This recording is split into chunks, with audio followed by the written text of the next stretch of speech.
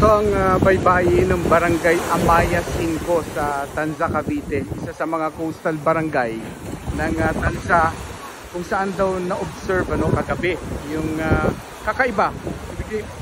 Kagabi lang nilang naranasan na pagtaas daw ng alon dito. Kasi nung araw daw, ang kanilang alon nga hanggang dun lang yan, sa mga breakwater na yan. Hanggang dyan lang. Pero over the years, pumatras na dito. Ayan nga, ito mga bahay nga dati yan dyan dahil hindi naman yan inaabot daw dati ng alon kahit may bagyo. Pero kagabi, umabot talaga hanggang dito raw ang alon, kaya may mga ganyang deposito ng mga sand at maraming bahayan dito yung nagiba. Yang sila atin na nagpapala, ang kinatatayuan nila ay bahay nila bago nanalasa ang bagyo, bago inanod ng malalakas na alon kagabi. Bahay yan, 5 ang nakatirik na bahay na nakatayo dyan. Lahat yan ay inanod kagabi ng malalakas na alon.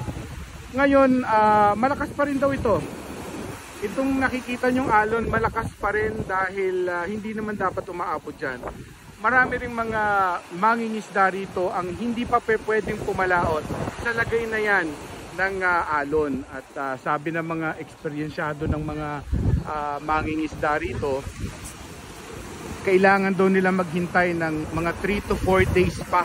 Kasi ito do alon na to, sabi nila ayon sa kanilang karanasan yan bilang mga 40 years, 30 years nang nangingisda.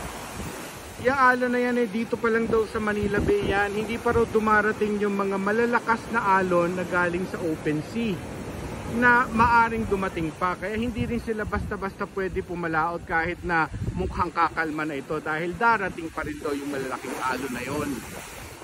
Mga tansya nila Biyernes siguro, Huwebes kung pinapalad, pwede na silang pumalaot at mag-resume ng kanilang hanap buhay dahil pangingisda talaga hanap buhay dito wala raw iba Ako po si Mark Salazar ng GMA Integrated News, nagbibigay sa inyo ng update mula ho sa pangpang ng Manila Bay dito sa Tanza, Cavite.